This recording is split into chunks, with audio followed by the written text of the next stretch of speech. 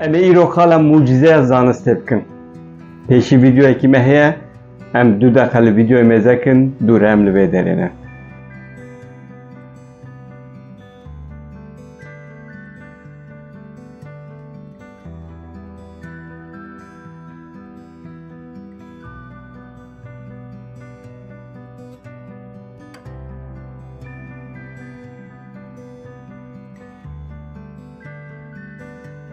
Kevin Piet sporkarekî Fransız e.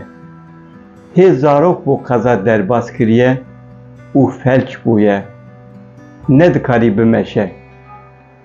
Lê îro bi meşiya. Bi çi meşiya? Bi mucizeyek. Bi mucizeyeke zanistê. Îro li Fransayê lîstikbalên olimpiyatê dest pê dikin. Ev Kevin Pietê ku ne dikarî bimeşe, bi vê robotê ku hatiye çêkirin meşiya meşaleya olimpiyatê wî yir destê xwe û olimpiyat da dest pê kirin. Ev mucizeyeke zanistê ye.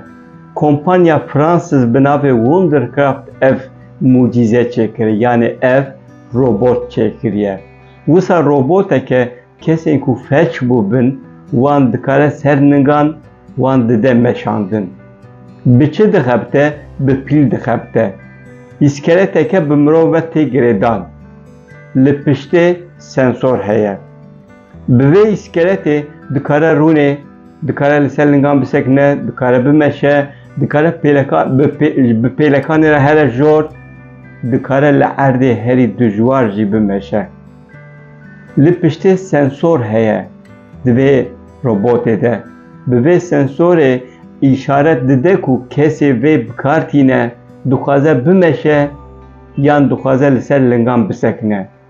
Mucize ye.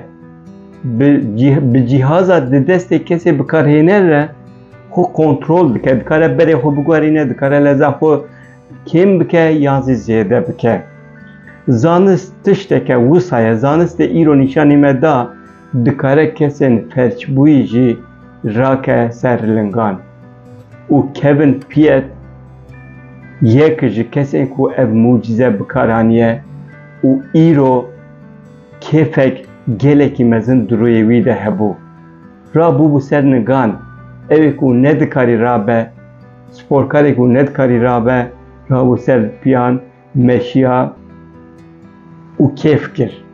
Kesên li derdorê jî helbet ev dîmen kişandin. Zanist tiştekî wisa ye. Hêja ye ku em du zanistê biçin, em bi zanistê tiştan bikin û ciwanê me jî berê xwe bidin zanistê